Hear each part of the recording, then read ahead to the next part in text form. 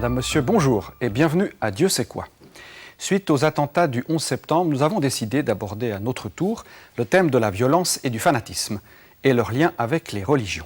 Directement ou non, de nombreux actes de violence sont commis au nom de valeurs religieuses, au nom d'une religion ou parfois même au nom d'un Dieu. Mais quel Dieu peut endosser ces actes? Quelle logique et quels textes sacrés peuvent conduire des croyants sur le sentier de la violence? Des questions que nous allons poser à nos invités et qui ne manqueront pas d'animer une discussion que nous souhaitons malgré tout sereine et propre à clarifier les nombreuses interrogations que suscite ce thème dans le public. Mais avant d'entamer le débat, un rappel de plusieurs événements où religion et violence sont mêlés. Le 25 février 1994, à l'aube, un colon israélien a tué 29 Palestiniens en train de prier dans le caveau des patriarches à Hébron. Le caveau des patriarches, où sont enterrés Abraham, Isaac et Jacob, est vénéré par les Juifs et les musulmans. Le massacre a eu lieu alors que les musulmans observaient le jeûne du Ramadan et que les Juifs célébraient la fête de Pourim. Le 17 novembre 1997, en Égypte, sur le site de Luxor, des touristes sont abattus par un groupe de terroristes appartenant vraisemblablement à l'aile militante de la Jama'a Islamiyya. Au total, 62 personnes sont tuées, dont 36 Suisses. Le 9 août 2001, 15 personnes, dont 6 enfants, meurent dans un attentat suicide commis par un Palestinien dans un restaurant au centre de Jérusalem. Le mouvement intégriste Hamas a revendiqué cette action qui, selon lui, est une riposte au meurtre de 6 de ses responsables et militants. Le mois de septembre 2001 a commencé par une recrudescence de la violence en Irlande du Nord. À Belfast, les élèves catholiques et leurs parents qui se sont rendus à l'école doivent affronter les insultes et les jets de projectiles d'une foule de loyalistes protestants. Les manifestants reprochent aux écoliers et à leurs parents d'emprunter une portion de rue qui passe dans le quartier protestant. Une bombe artisanale, lancée par un manifestant, a blessé 4 policiers et semé la terreur parmi les écoliers. Le 11 septembre, 2 avions percutent les tours du World Trade Center à New York, semant le désarroi et causant la mort de plus de 5000 personnes. Les auteurs de l'attentat, probablement à chercher dans les puissants réseaux terroristes de Ben Laden, fondent leur action dans un anti-américanisme absolu au service de la djihad islamique. Madame, Messieurs, bonjour. Merci d'être sur ce plateau. Des images dures, au fond, à regarder. Geneviève Jacques, vous avez vu ces images d'Irlande du Nord. Est-ce qu'il s'agit d'une guerre de religion, pour une part? En ce qui concerne l'Irlande du Nord, je dirais non. Il s'agit d'une opposition politique entre des loyalistes et des républicains qui se trouvent être, pour des raisons historiques, protestants ou catholiques. On trouve la dimension religieuse parmi ceux qui essayent de résoudre le conflit. Là, c'est en tant que catholiques ou protestants, en tant que chrétiens qu'ils essayent de résoudre le conflit. Mais l'origine du conflit, je crois, n'a rien à voir avec des questions religieuses ou théologiques. Elles ont à voir avec une identité de 2 communautés qui s'affrontent sur des questions politiques. Ahmed Benani, selon les États-Unis, les islamistes ont quelque chose à voir dans ces attentats tragiques de ces dernières semaines. Est-ce que pour vous, c'est une atteinte à l'image de l'islam, une image qui se dégrade petit à petit? Sans doute, dans l'imaginaire occidental, l'islam est déjà perçu très négativement, mais cela a des raisons historiques. Je ne citerai que la domination coloniale, où toutes les luttes de libération nationale se sont faites au nom d'un islam contre un Occident dominateur, laïque et industriel. Mais aujourd'hui, la violence à laquelle nous assistons n'a plus rien à voir avec cette dimension historique. Je dirais qu'elle est surtout l'expression d'une ignorance. Et si les islamistes sont effectivement impliqués dans ces attentats, l'enquête le déterminera sans doute. On verra et on s'apercevra que ce sont surtout des gens qui expriment leur frustration face à une modernité. Et quand je dis modernité, ce n'est pas simplement une modernité matérielle, mais une modernité sociale, politique et économique qu'ils n'ont pas et à laquelle ils aspirent. Jean-François Mayer, que pensez-vous de la phrase devenue célèbre dans Skung, « Pas de paix dans le monde sans paix entre les religions » ? Évidemment, mais il faut bien vous rendre compte que les religions sont toujours l'un des facteurs. Je ne dirais pas, comme Madame Jacques, que la religion ne joue absolument aucun rôle en Irlande du Nord. Il est bien clair qu'elle sert avant tout de marqueur identitaire, mais en même temps, je ne pense pas qu'on puisse diviser en catégories étanches les religions, aussi bien dans la genèse des conflits que dans la recherche de la paix. Quand on dit les religions ne sont pas capables d'établir la paix dans le monde, c'est effectivement que peut-être une vision idéale, morale des religions, telle qu'elle devrait être, pourrait viser à l'établir, mais les religions entrent en interaction avec d'autres facteurs, et puis les religions sont en même temps des faits humains, même si elles se réfèrent à des idéaux suprahumains, elles restent des faits humains. Ce qui me frappe, c'est de voir que même dans les cas de violence, les religions n'approuvent jamais sans critique la violence. Même dans les cas où on définit des principes de guerre juste, de guerre sainte, on la codifie. Donc je dirais que même par rapport à la violence, très souvent la religion a joué un rôle canalisateur. François Garay, le président Bush a évoqué de façon un peu rapide sans doute une lutte entre le bien et le mal. Comment vous réagissez à ce type de propos ? Que cette vision manichéenne ne peut qu'amener des catastrophes complémentaires à celles qui déjà se sont abattues sur notre monde, et que rien n'est blanc et rien n'est noir, tout est gris, plus ou moins foncé, mais ça dépend des époques et ça dépend des traditions et ça dépend des cultures. Tariq Ramadan, vous voyagez souvent, imaginons que vous rencontrez ces jours des islamistes ou des gens qui sont influencés par cette pensée et qui veulent en découdre avec les Américains, qu'est-ce que vous leur dites ?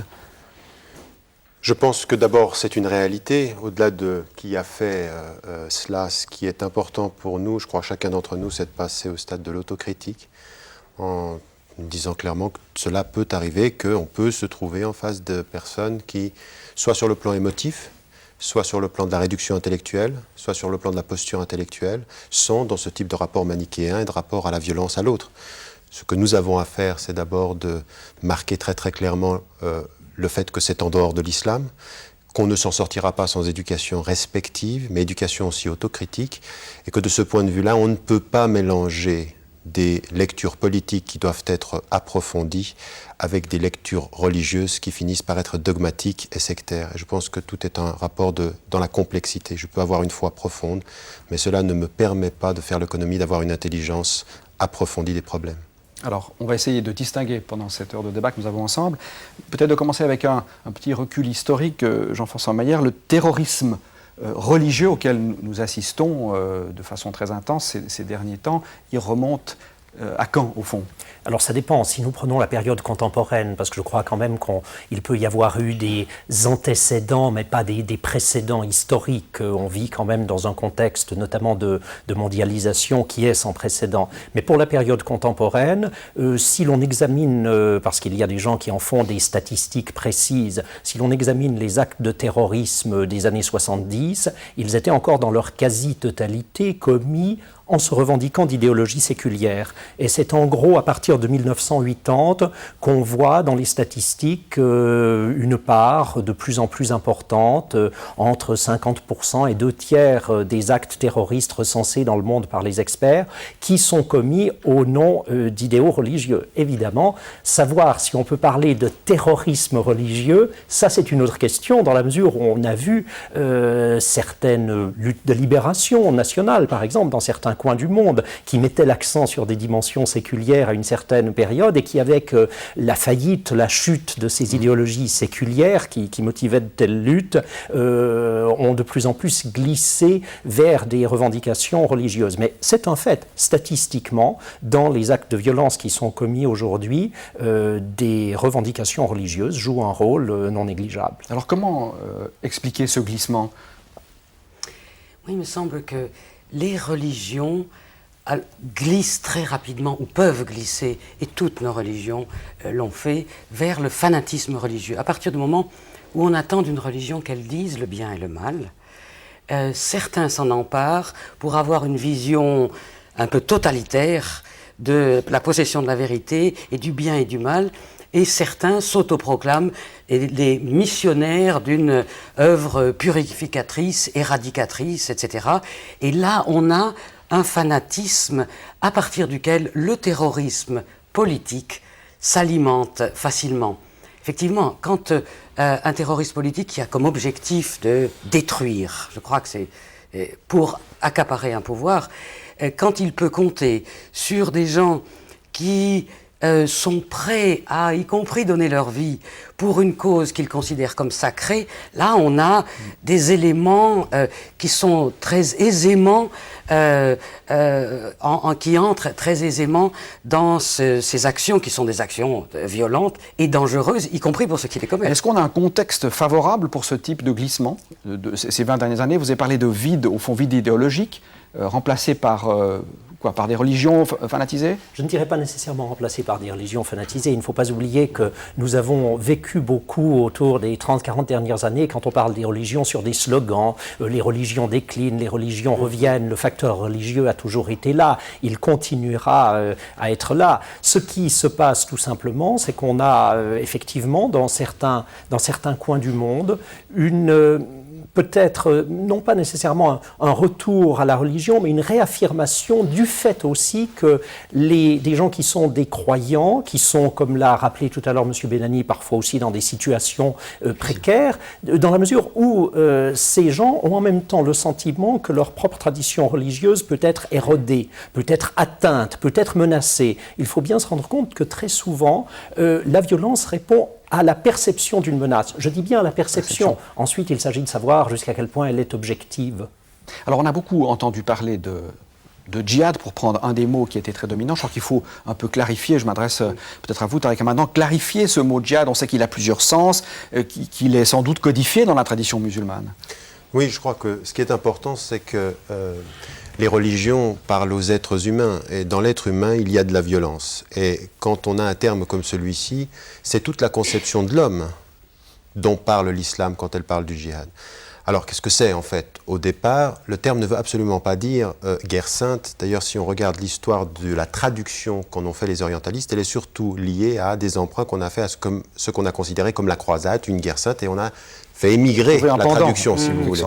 Or, littéralement, ça ne veut pas dire cela, ça veut dire l'effort, et c'est une dimension qui est une dimension de résistance. Disons, fondamentalement, c'est cela qu'il faut comprendre, c'est qu'en fait, le djihad précède l'idée d'accès à la paix dans la tradition musulmane. Et c'est ça qui est étonnant, c'est que finalement, naturellement, nous ne sommes pas en paix avec nous-mêmes. Déjà sur le plan de l'intimité, nous avons en nous de la violence, de la colère et des pulsions qui sont négatives.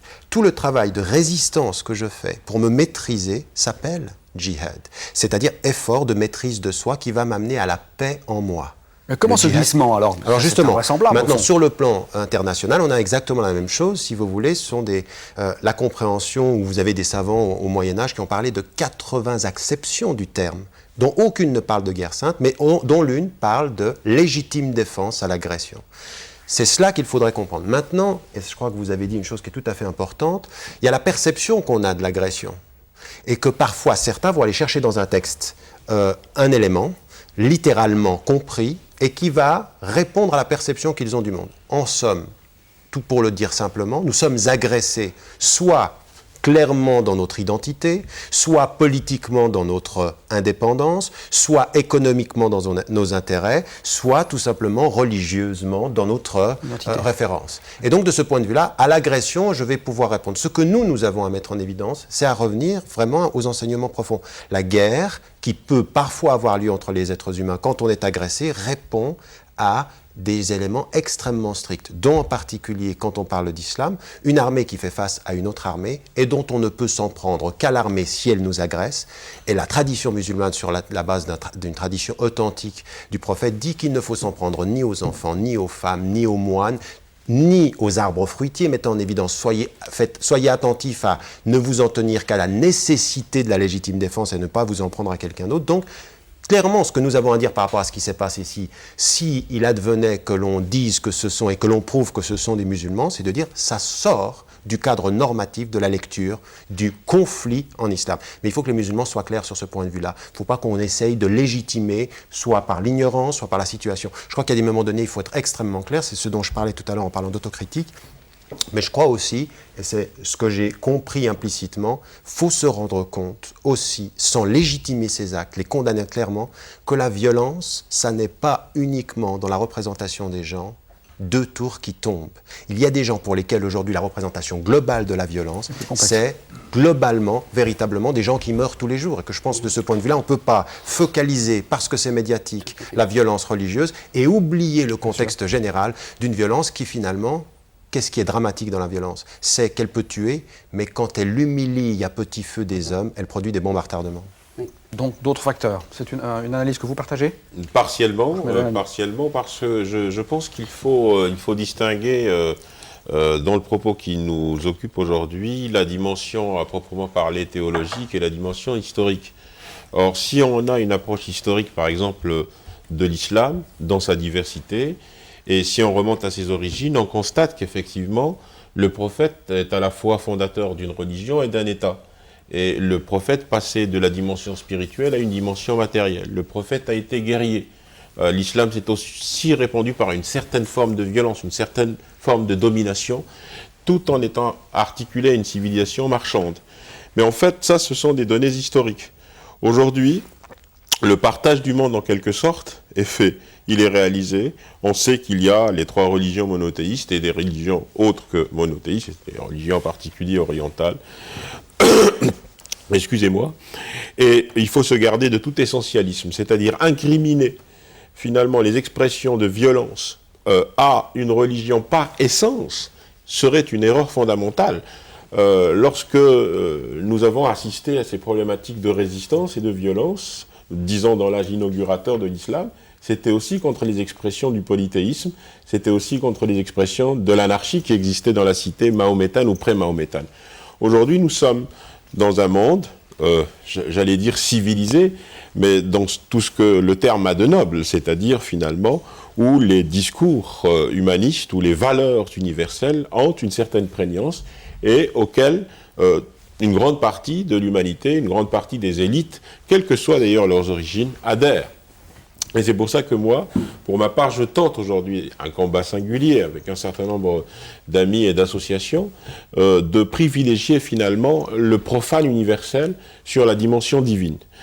Tant je suis convaincu qu'on n'arrivera peut-être pas à réconcilier les hommes autour d'un message divin, quelle que soit sa portée, même si c'est une portée de paix et de dialogue.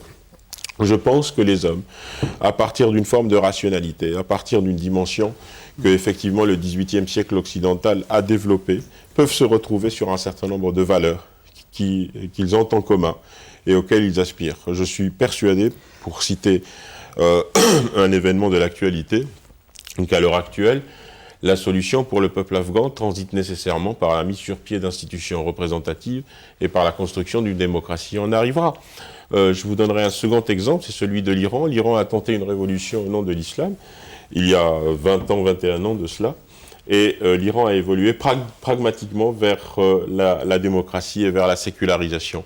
Cela n'a en aucune façon nui à la foi, ça n'a pas fait reculer l'adhésion des masses populaires ou des masses tout court à leur foi et à leur religion, mais ça a fait faire un bond en avant à un certain nombre de populations. Enfin, ces deux exemples, disons, contrastés entre un qui est pris dans le passé et un qui s'inscrit dans la perspective d'avenir. Si je reformule, vous dites au fond, aucune religion peut être le principe organisateur suprême, qu'il faut jouer peut-être plusieurs niveaux, qu'il faut un niveau, je n'ai pas employé le terme, je l'emploie moi, entre guillemets laïque, qui couvre l'ensemble, et puis dessous, donner à la religion le terme à bon escient de profane universel, hein, pour bien le distinguer, parce que le profane relève de ce que les hommes sont capables d'élaborer par leur potentiel intellectuel et par un consensus autour d'un certain nombre de valeurs. Et ces valeurs-là sont essentielles aujourd'hui. On est en train de dénoncer la violence, on est tous choqués, on a tous exprimé notre compassion par rapport à des victimes innocentes, mais on est aussi réaliste en disant que l'arithmétique, par exemple, de la violence aveugle ne va rien conduire. Elle fabriquera encore des peuples martyrs et elle nourrira davantage la haine et la violence. C'est pour ça que ce retour à ces valeurs fondamentalement humaines doivent être au centre des préoccupations, y compris d'ailleurs dans le dialogue interreligieux. Le dialogue interreligieux... On y verra tout à l'heure sur la vertu du dialogue interreligieux. J'aimerais clarifier un tout petit peu, on a clarifié ce que peut être la djihad si on revient à ses sources. On a quand même beaucoup parlé dans la tradition chrétienne, on verra pour le judaïsme aussi, de guerre juste. Alors aujourd'hui, bien sûr, c'est un concept qu'on n'emploie plus, mais au fond, on réfléchit quand même au possible de la guerre, à ses limites, à ses justifications, Geneviève Jacques.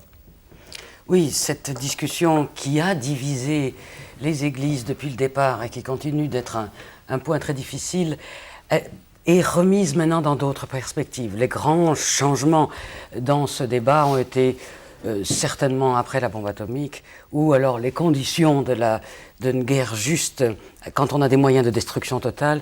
Et je pense que les post-11 septembre, on va dire, c'est-à-dire cette irruption d'une autre forme de violence qui sort des règles de la guerre, aussi pose des questions.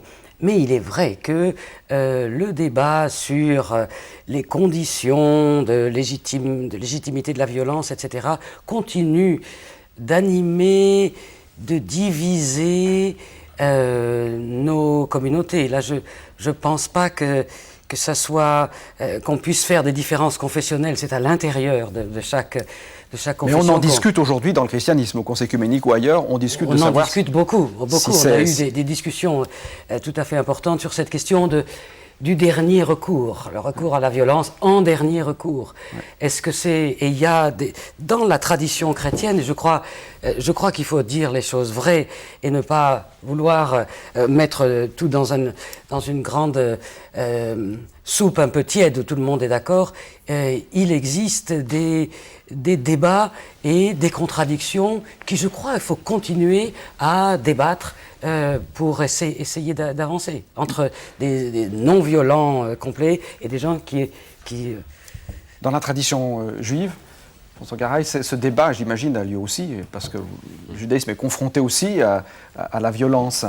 Il a eu lieu déjà depuis un grand nombre de siècles, et là aussi, il y a eu des réglementations, enfin, il y a eu énoncé des lois concernant les lois de la guerre, légitime défense, l'interdiction d'abattre des arbres fruitiers se trouve déjà dans la Torah. Donc, déjà très anciennement, ces questions ont été un sujet de réflexion. La seule chose que l'on constate, c'est que entre le sujet de réflexion, l'énoncé d'une législation et l'application par les fidèles, là, il y a des différences. Et malheureusement, l'énoncé d'une législation par un corps constitué quel qu'il soit n'entraîne pas obligatoirement la mise en application de cette législation par la société civile. Et juste pour ajouter quelque chose à professeur Benani, je dirais que c'est vrai que d'une certaine façon la laïcité ou l'aspect profane des questions peut être évoqué. Je pense que d'une certaine façon, je dis bien d'une certaine façon, la croyance en un être unique à l'origine de notre univers peut aussi être un élément fédérateur. Le problème, c'est que chacun, quelquefois, a tendance à s'accaparer cet être unique, et c'est là où les problèmes commencent. Ça veut dire fédérateur aux sources de conflit. Oui, mais je n'ai pas incriminé le monothéisme, j'ai incriminé les pratiques religieuses, et précisément toute la panoplie, si vous voulez, des réponses qui, par moments, sont extrêmement inappropriées. Tout à fait, mais le monde laïque également. Oui, mais sauf que je suis sûr que la peur du gendarme, aujourd'hui, dans nos sociétés, joue davantage que la peur de Dieu. Alors moi j'aimerais, on a parlé des monothéismes, facteurs éventuellement d'unité ou au contraire d'excès.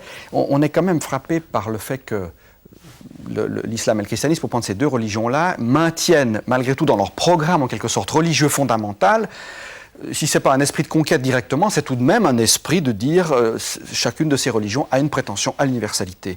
Est-ce que là, il ne faut pas revoir le programme, au fond, qu'il n'y a pas des germes de violence au fond? Je m'adresse autant à vous, Tarek-Ramadan, qu'à vous, Jacques ou M. Maillard, des germes d'une violence parce qu'on veut conquérir, par divers moyens, soit, mais au fond, tel est le programme.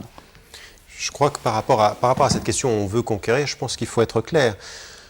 Pour quelqu'un qui reçoit ou qui pense ou qui croit que le livre qu'il a entre les mains est un livre sacré, révélé, par la force des choses, il pense, au travers de ce livre et par ce livre, avoir accès à l'universel. Le plus important, ce n'est pas que je pense avoir l'accès à l'universel.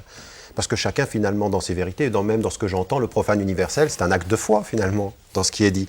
La question qui m'intéresse, c'est de savoir qu'est-ce que mon universel dit de la diversité dans laquelle nous avons à vivre les uns avec les autres, dans laquelle nous avons à vivre. C'est-à-dire que si je m'accapare l'universel pour en faire un exclusivisme, une conviction qui nie la conviction des autres, alors cet universel est un universel dangereux.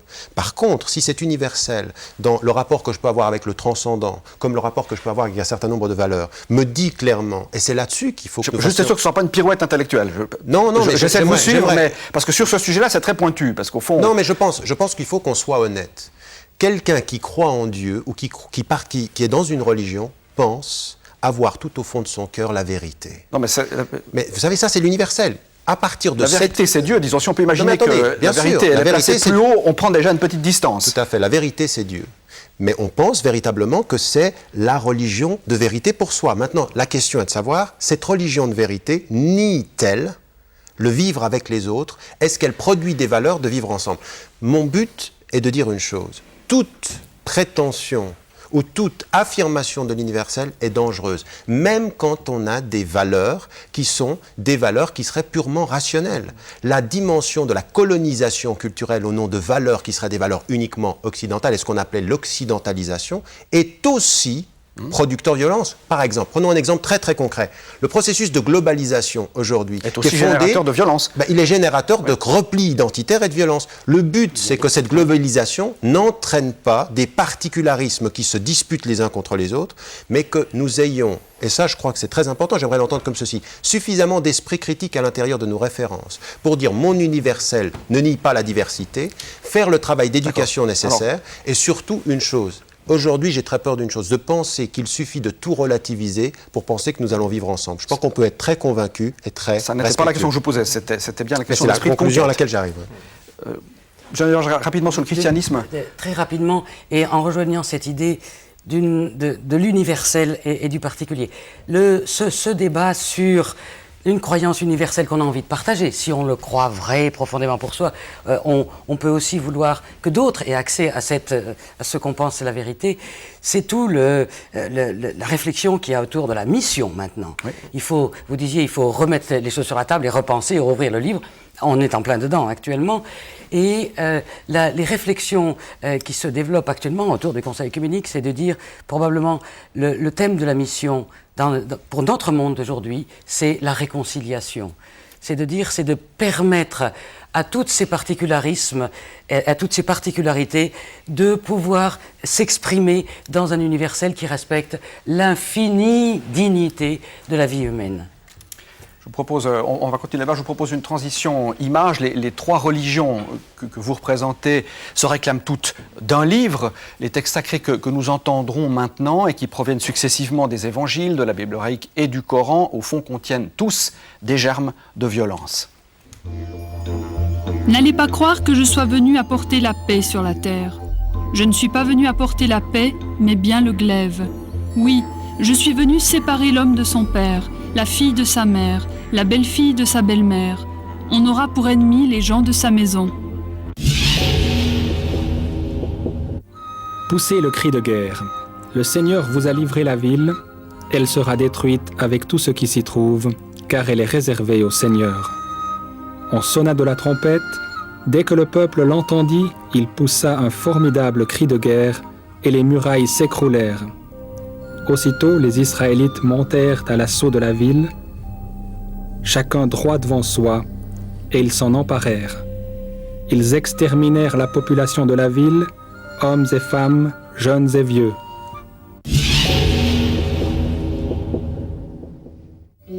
Et quand ton Seigneur inspirait aux anges, « Oui, je suis avec vous, affermissez donc ceux qui croient. Quant à ceux qui mécroient, je vais jeter l'effroi dans leur cœur. Frappez donc au-dessus des coups et frappez-les aux jointures. Car vraiment ils ont fait schisme d'avec Dieu et son messager. Et quiconque fait schisme d'avec Dieu et son messager, alors oui, Dieu est fort en poursuite. »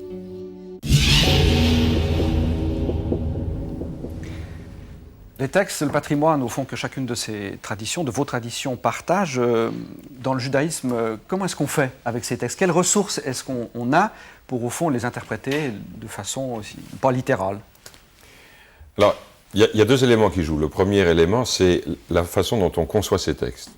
Est-ce que ces textes sont la révélation absolue et véridique de la parole divine, ou est-ce que ces textes sont une émulation intellectuelle, fruit d'une révélation divine, mais écrits par des êtres de chair et de sang qui les ont écrits à une certaine époque, dans certaines conditions. Alors si on prend la première position, donc une position dite fondamentaliste, il est évident que le texte que vous avez lu Et d'autres textes peuvent amener à des guerres de religion au sens propre du terme, c'est-à-dire à une volonté de conquête de l'autre et d'éradication des autres cultures.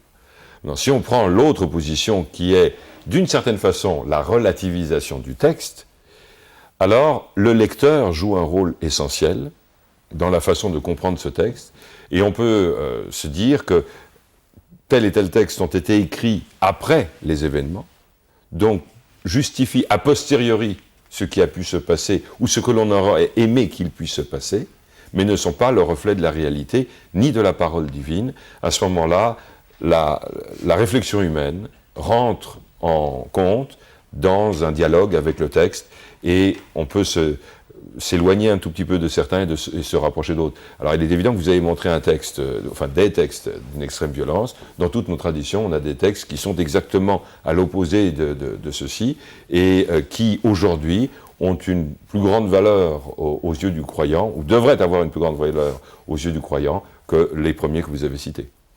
Après le judaïsme, peut-être brièvement le christianisme, disons, de ce qu'on connaît du Christ, il n'a pas l'image de quelqu'un de violent, même si on a entendu un petit extrait des évangiles où effectivement il est parlé d'épée. Au fond, comment le christianisme fait ou a fait par rapport à un Christ non violent, et au fond des institutions, des églises qui ont généré de la violence dans l'histoire? Bon, n'oubliez pas que quand on voit un texte comme celui qui a été cité, c'est aussi le message religieux comme signe de contradiction.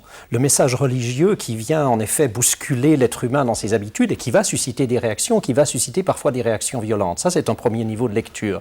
Il y a un autre niveau de lecture qui est celui des images guerrières qu'on trouve dans toutes les traditions et qui se réfèrent à des violences qui ne sont pas nécessairement physiques. Il peut y avoir la guerre intérieure, la guerre contre soi-même, et c'est vrai que contre ses passions, et où intervient le problème, c'est lorsque, par exemple, des croyants commencent à voir ce combat entre le bien et le mal, à vouloir le transposer sur le plan terrestre. En quelque sorte, la métaphore guerrière devient réalité. Cela dit, on doit quand même rappeler, quand on lit ces textes, les mettre dans le contexte plus large, on voit notamment que le seul moment où, face au Christ, quelqu'un dégaine le glaive, c'est Saint Pierre au jardin de Gethsémani, eh bien le glaive, il le fait remettre dans le fourreau. Et puis on peut aussi quand même rappeler, si l'on considère l'histoire, puisqu'après tout, toutes ces religions s'incarnent dans l'histoire, c'est vrai qu'elles ont commis, que se sont commis au nom des religions des actes de violence, mais si je prends l'histoire du XXe siècle, probablement le plus meurtrier de l'histoire, c'est au nom d'idéologies séculières. Donc cela montre bien que la réalité est un peu plus complexe que celle qu'on a tendance à imaginer après quelques vues spectaculaires. Alors on a aussi écouté un texte du Coran, l'extrait d'une sourate. Quelles sont les ressources en islam pour interpréter ces textes qui, pour une lecture fondamentaliste, effectivement, peuvent donner l'impression d'être, au fond, une voie royale, entre guillemets, pour générer des comportements violents? Oui, je crois et en plus ils existent. Je pense que très très clairement ce que nous devons dire, même s'ils sont crépusculaires et minoritaires, il y a des lectures littéralistes qui prennent le texte, puisqu'en plus, dans la tradition musulmane, c'est le texte, c'est la parole révélée de Dieu, donc on l'apprend pour tel. Ce qui n'est pas tout à fait la même chose que ce que disait le rabbin. Tout à fait, parce que exactement, le statut de de la lettre ou du verbe coranique est un tout petit peu différent, reste que c'est la parole de Dieu, et que vous avez des gens qui à un moment donné peuvent lire un verset et non plus de distance critique, c'est-à-dire ce que je lis et ce que je comprends et ce qui est dit littéralement, c'est la vérité, et donc légitimement je peux, de ce point de vue-là, intervenir. Ce que nous avons à mettre en évidence, et je pense que ce qui se dit autour de la table, c'est quand même ceci, c'est qu'il y a une méthode, il y a une façon d'interpréter le texte. Et pour nous, par exemple, le texte coranique a été révélé sur 23 années, et les versets sont liés à des contextes très très précis. L'enseignement d'un absolu n'est pas dans la lettre, il est quand le verset rencontre une circonstance historique et on doit en tirer un enseignement. Donc il est relatif à une contextualisation d'une part et à une lecture normative et qui suppose justement un travail approfondi d'interprétation, d'approfondissement de ce que ça veut dire et quelles étaient les circonstances qui ont permis cela. Ça veut dire très clairement qu'il ne faut jamais oublier, c'est pour ça que là je reviendrai à cette dimension que vous avez mis en matière de foi.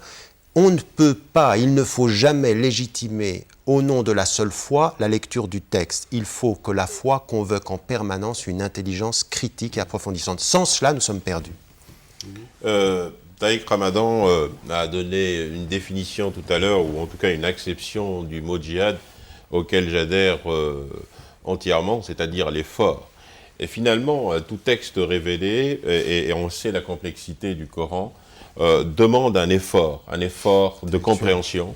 Le professeur Harkoun parle d'un moment, disons, linguistique, parce qu'il faut comprendre déjà cette langue dans laquelle le Coran s'exprime, puis ensuite on déchiffrait finalement les différents versets, les allégories qui existent. Or, cet effort-là n'existe plus depuis un certain nombre de décennies, je dirais de siècles même, pour la simple et bonne raison que sur un plan social et sur un plan historique et économique, on pourrait aussi dire, l'ignorance finalement a progressé. Et les Ahl al-Ray, les détenteurs du savoir, les quelques ulama, sont restés dans une tradition figée du XVIe, du XVIIe siècle au plus.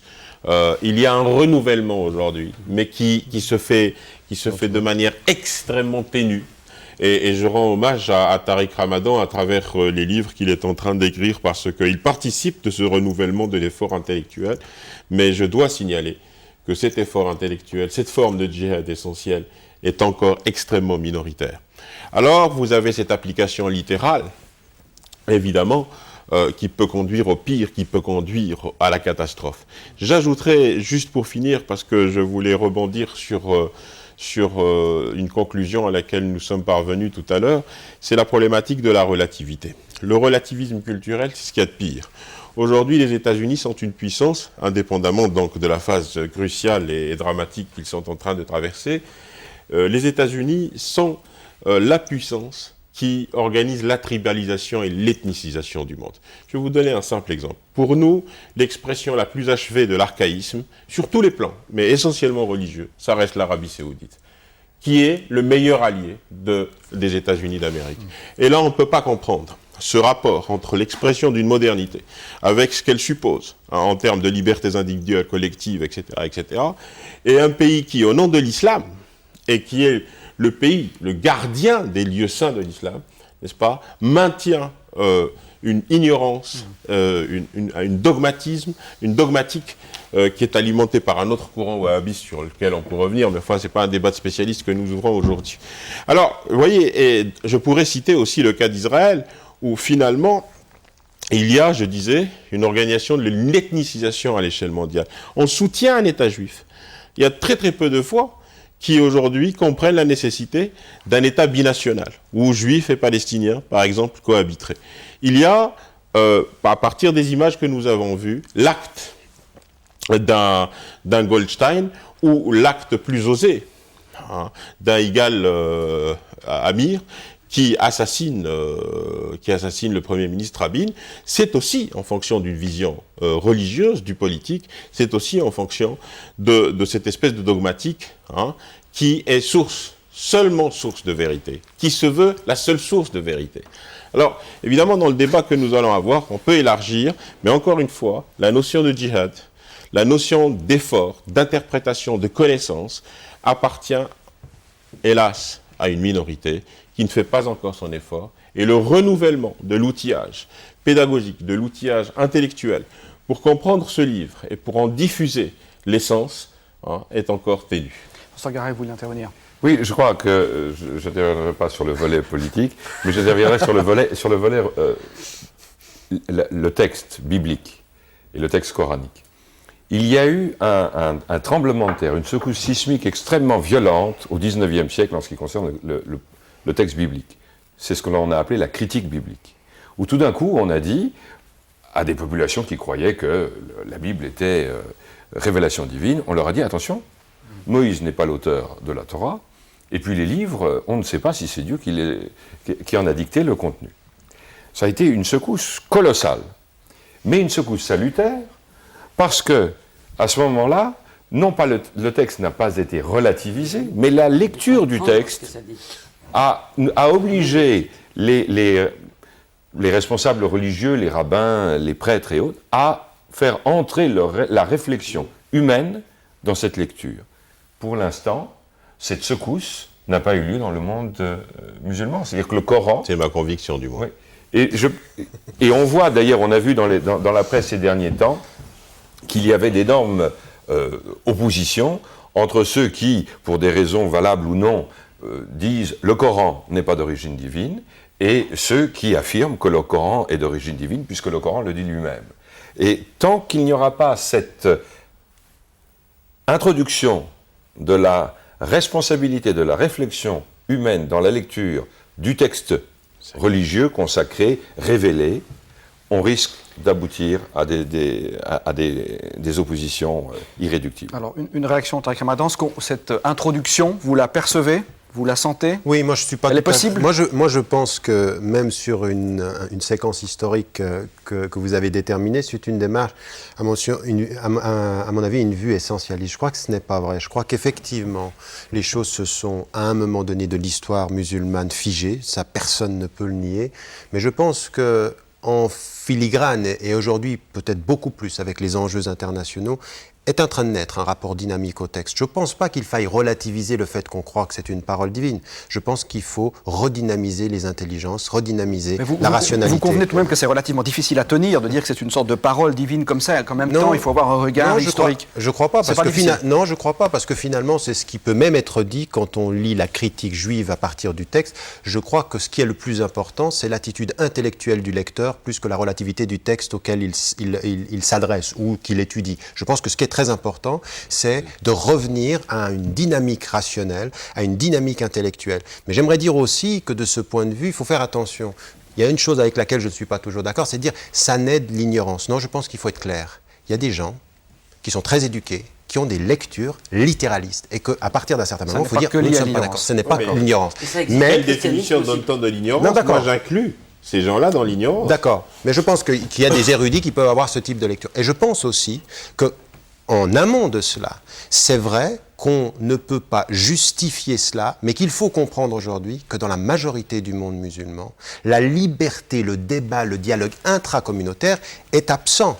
Et que de ce point de vue, on ne peut pas espérer une rationalité active. Raison pour laquelle, aujourd'hui, le vrai débat, ce qui va sans doute nous permettre d'éviter le clash des civilisations, va sans doute se passer en Occident ou aux États-Unis ou en Europe avec des personnes, moi j'en suis l'exemple parfait, je veux dire j'ai une liberté d'expression, la possibilité d'exprimer, qui dynamise une intelligence et qui va non pas relativiser ma conviction, mais dynamiser mon intelligence et faire partie de quelque chose qui est un dialogue rationnellement orienté, mais sans perdre l'intensité de sa conviction. Je propose qu'on passe à une dernière partie de ce débat. Les religions sont à la fois, au fond, pyromanes et pompiers. Elles peuvent allumer des incendies, mais aussi les éteindre grâce à leur force de consolation.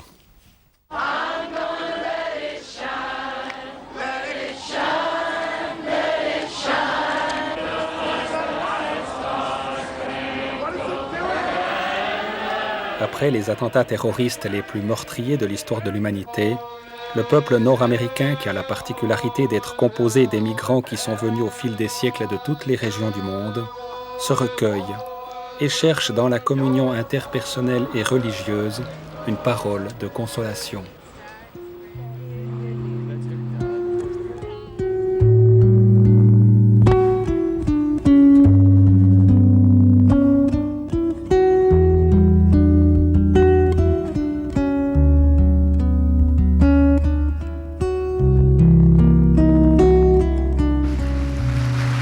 Le 24 septembre dernier, lors d'un voyage au Kazakhstan, le pape Jean-Paul II dénonçait à son tour le terrorisme et le fanatisme religieux. С великой радостью я встречаюсь с вами сегодня вечером.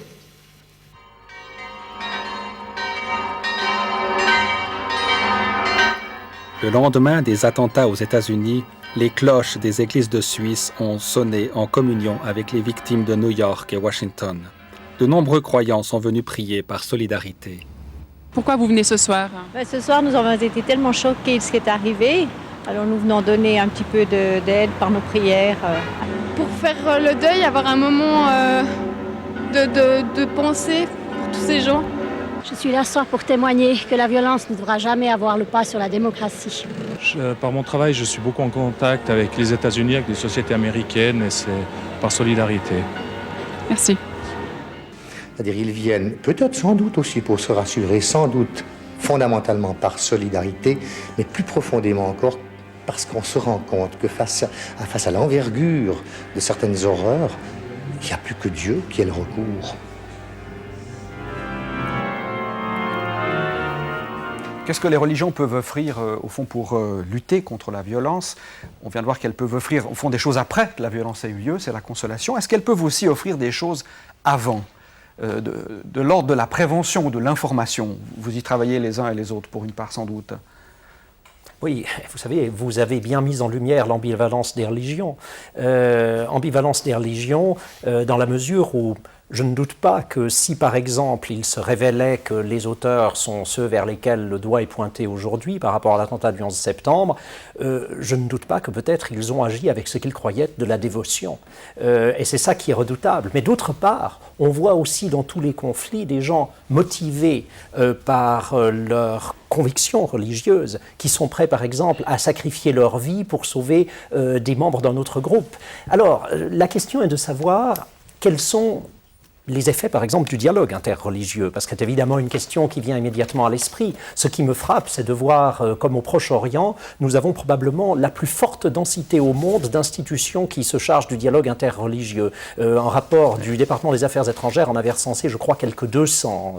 Et bon, vous voyez les résultats. Et alors, pourtant, toute la question, c'est de savoir dans quelle mesure est-ce que nous n'avons pas souvent un dialogue qui est avant tout un dialogue de type institutionnel. Les professionnels du dialogue qui se rencontrent, mais sans que nécessairement leur tourisme d'un congrès à l'autre ait un effet sur toute cette religion populaire. Nous avons, je crois, dans plus d'un conflit aujourd'hui, plus d'un conflit qui n'est pas une guerre de religion, mais des symboles religieux jouent un rôle. Nous avons des gens qui, évidemment, pensent agir au nom d'un idéal religieux, parfois, effectivement, en sachant bien ce qu'ils font, comme l'a rappelé Tariq Ramadan, mais parfois aussi avec une sorte d'ignorance, on se rattache à quelques symboles. Alors pour moi, c'est toute la question de savoir dans quelle mesure est-ce que ce sont réellement les religions qui peuvent faire marcher leurs troupes. En Occident, nous en doutons beaucoup. Nous savons bien que si le pape ou le conseil œcuménique des églises donnent une consigne, ils ont assez peu de chances d'être suivis au doigt et à l'œil.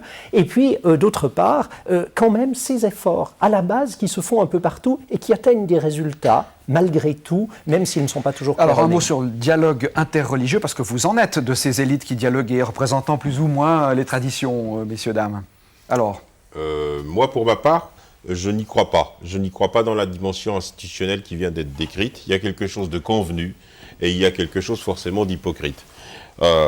Où nous dialoguons parce que vous avez des représentants des trois religions monothéistes et puis de temps en temps on inclut un bouddhiste ou un hindouiste, mais cet aspect, je dirais, conventionnel, rituel, s'il peut satisfaire un certain nombre de personnes, reste une pratique, disons, dans un cercle limité. Mais ici, par exemple... Je crois fondamentalement à la nécessité d'une réelle confrontation à partir d'une parité. Je vais vous donner deux exemples qui me tiennent à cœur. Si, par exemple, aussi bien en France qu'en Suisse, vous avez des représentants des églises, vous avez des institutions ecclésiastiques et vous avez un rabbinat ou un consistoire. Là, il y a une représentativité de la communauté, un tant soit peu en tout cas, et le dialogue peut se faire, des choses peuvent être décidées. Quand il s'agit de l'islam, et en particulier de l'islam de l'extérieur, je ne parle pas de l'islam, quand je dis l'islam de l'extérieur, il s'agit de l'islam d'Europe et de l'islam d'Amérique, vous n'avez pas d'institution représentative. Et vous avez là un cafouillage où un certain nombre de tendances qui ont une lecture, comme on l'a dit, peut-être littérale du Coran, d'autres plus évoluées, etc., se disputent le champ de la représentativité. Ceci est d'autant plus grave qu'on va jusqu'à l'ignorance de ces réalités qui concernent les musulmans d'Europe. Je lisais un article sérieux où il est fait mention de 5 millions de musulmans en France, dont 500 000 seulement fréquentent la mosquée. Est-ce que ça veut dire qu'il n'existe que 500 000 pratiquants? Mais peu importe, dans le fond, comment les autres vont-ils être représentés? Quelle voix au chapitre ont-ils à exprimer? Donc ce dialogue interreligieux est à revoir, la copie est à revoir de plusieurs points de vue, d'un point de vue institutionnel, d'une part, d'un point de vue du contenu, et du point de vue de l'effort que les uns et les autres sont capables de faire et de produire pour entrer en matière et sur le vif du sujet. Je crois qu'on vous a compris. Condamner par exemple les problèmes de représentativité dans l'islam. Et de déviance, de la condamnation des déviances. Peut-être une réaction sur le dialogue interreligieux, parce que vous y êtes tous plus ou moins intégrés, donc j'allais dire, vous avez le droit de dire en quelques mots votre expérience ou la façon dont vous l'évaluez. Si vous voulez, moi, je ne suis pas aussi sévère que cela. Je pense que dans le dialogue interreligieux aujourd'hui, il y a des choses qui sont extrêmement intéressantes, importantes, mais je suis tout à fait d'accord. Nous avons une responsabilité, non pas simplement de dialoguer avec les autres, mais de faire un travail aussi intracommunautaire. Ce qui m'intéresse quand quelqu'un vient parler avec moi d'une autre religion, c'est aussi ce qu'il va dire dans sa communauté à partir de ce qu'il reçoit. Et ça, c'est très important. Si vous voulez, vous avez posé une question de fond à laquelle j'aimerais très synthétiquement répondre. Qu'est-ce qu'on peut faire, nous, dans l'ordre de la prévention de la violence. La première des choses qui me paraît importante, c'est de ne jamais oublier que même quand on parle avec une foi, avec une conviction qu'on appartient à une religion, il ne faut jamais se défaire de notre humanité et de notre réflexion. C'est-à-dire qu'il faut être présent sur le champ social. Je pense que par exemple, de vouloir simplement régler des affaires de violence religieuse, c'est tellement réducteur que finalement on s'isole, on n'a plus à voir avec le champ social dans lequel on travaille. Je pense que nous devons reconvoquer nos intelligences à partir aussi de nos convictions et dire qu'il y a plusieurs niveaux de violence. J'en mettrai 3 en évidence. Il y a une violence aujourd'hui symbolique et réelle au niveau d'un colonialisme culturel, au niveau d'une sensation chez certains nombres de populations qu'elles sont aujourd'hui en train de perdre leurs repères. Il faut qu'on en parle. Il faut qu'on dise aujourd'hui que nous sommes pour la diversité et que de l'intérieur, des gens, au nom de leurs convictions, travaillent à ce pluralisme. Il faut également, et c'est un deuxième élément, avoir, vous l'avez dit, et moi je suis très ferme là-dessus, une critique des États qui produisent un terrorisme d'État. Vous avez parlé de l'Arabie Saoudite, on peut ajouter la Tunisie, on peut ajouter dans nos champs. Être autocritique au point d'aller jusqu'au bout, c'est le seul moyen. Les discours convenus, vous savez, quand finalement on va aller dans des banlieues françaises ou anglaises ou chez des gens en Suisse pour le délit de faciès et on va s'en prendre à eux, alors qu'il y a des gens qui travaillent avec la grande finance, qui travaillent avec les grandes banques suisses, qui travaillent et qui sont tout à fait protégés. Il faut être critique. Et la troisième des choses qui me paraît importante aussi pour prévenir ceci, c'est non pas de s'asseoir autour d'une table dans un discours convenu, mais c'est de travailler ensemble autour de valeurs qui sont communes. Et Dieu sait si nous en avons pour changer les choses. Mais ça veut dire qu'il faut être sur le terrain. Et vous avez dit une chose qui me paraît aussi importante, témoigner. Être des témoins dans cette société qu'au nom d'une conviction, on va se battre pour plus de justice. Ça veut dire qu'il faut être sur le terrain. Merci Tariq. Maintenant, rapidement sur le dialogue interreligieux, puis ensuite sur la lutte contre la violence. On va lier les deux, parce qu'actuellement on est en train de parler du dialogue interreligieux dans sa relation avec la prévention, la médiation et la réconciliation après les actes de violence. Je compléterai ce que vous venez de dire en disant, vous avez dit il faut mobiliser les intelligences. Oui, il faut mobiliser l'intelligence. Il faut aussi mobiliser nos actions ensemble. Parce que les analyses, les colloques, je crois, sont importants pour nourrir une réflexion. On est peut-être un peu trop au niveau de la superficie des réflexions, des stéréotypes, etc. Donc une réflexion sérieuse est importante. Mais on arrivera à être convaincant ou à avoir une certaine influence que si ça s'accompagne d'actions. Et là, aussi bien au niveau de la prévention qu'au niveau de la médiation des conflits, là je crois qu'un témoignage commun, alors interreligieux, par des personnes, des personnalités qui sont reconnues par leur communauté, là fait beaucoup avancer les choses. Juste un exemple non seulement du dialogue interreligieux, mais des relations interreligieuses dans des situations de conflit. Le Conseil œcuménique a beaucoup soutenu des comités interreligieux au Sierra Leone, par exemple, dans toute l'Afrique occidentale, où les tensions et les guerres et les massacres qui se sont produites sont terribles. De la même façon, nous avons convoqué, il y a quelques mois, tous les responsables religieux, chrétiens, juifs, musulmans, de Macédoine, ici à Genève, alors on était dans la période de la prévention, là ça commençait à chauffer, pour faire en sorte que les religions au moins n'apportent aucune légitimation au conflit en cours. Je crois que dans le domaine du témoignage, il y a plus qu'une urgence à ce qu'on se retrouve pour défendre ensemble les droits de l'homme, pour défendre ensemble la dignité de toutes les communautés qui sont dans la plupart des cas, à la base des conflits intercommunautaires qui ensuite prennent une coloration religieuse. On est passé un peu comme chat sur braise sur les rituels et les moments où les représentants des différentes religions sont ensemble au niveau public. Et j'aimerais qu'on y revienne quand même pour terminer, parce que je vous ai trouvé un peu sévère en disant, au fond, est-ce qu'il n'y a pas dans la population une attente de moments où on voit les représentants, bien sûr ça peut poser des problèmes de représentativité, mais où on voit les représentants, je m'adresse à vous, monsieur le rabbin, au fond, on vous a vu plusieurs fois à la cathédrale de Genève participer à tel ou tel service interreligieux, et au fond on peut imaginer, comme on a vu des représentants de l'islam et des autres confessions ou religions, que ça fait du bien à la population. Ce sont des signes, et peut-être pas encore des rites, ça peut le devenir avec le temps, mais au fond ce sont des signes. Ah, ce sont presque des rites, parce qu'à l'heure actuelle, à Genève, en tout cas, cela prend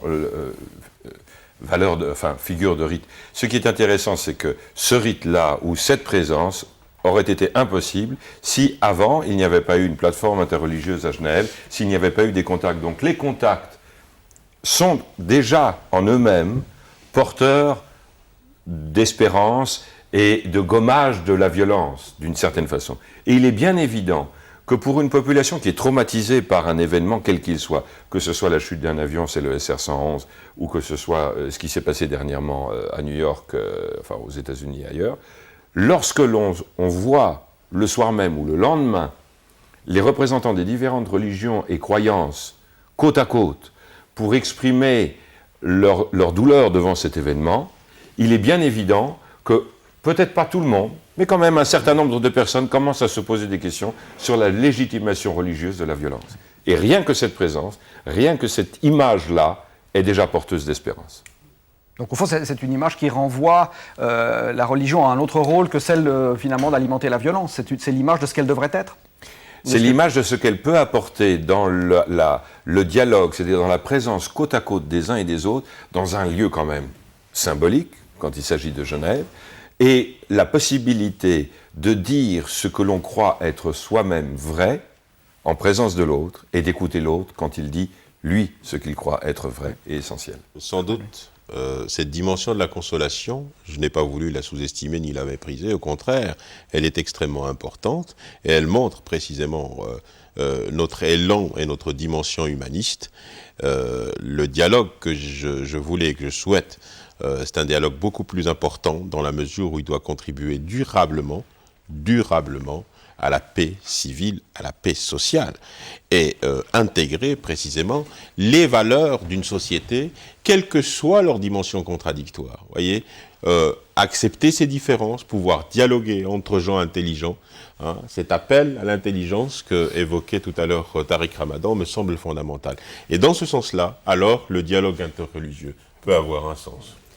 Oui, on peut dire qu'il y a plusieurs niveaux à ce genre de rassemblement. Il y a une sorte de rite civil, mais il y a aussi le fait, je crois, que même dans une société très sécularisée à certains égards, face à des questions qui touchent à l'essentiel, et on le voit aussi dans les débats éthiques, on le voit dans ces événements qui frappent les imaginations, le recours, l'attente d'une réponse du côté de la religion existe, reste présent. Et ce qui nous montre bien d'ailleurs que ce n'est pas nécessairement en sacrifiant nos convictions sur l'autel d'une sorte de magma universel que nous l'atteignons le mieux. C'est peut-être au contraire lorsque des gens de forte conviction se retrouvent pour apporter leur réponse face à ce qui se passe que peut-être effectivement ils permettent à ceux qui les écoutent, à ceux qui les voient, d'avoir la réponse à quelques-unes de leurs questions. Messieurs, madame, merci d'avoir participé à ce débat. Difficile en une heure de clore tous les chantiers ouverts par le thème des religions et de la violence.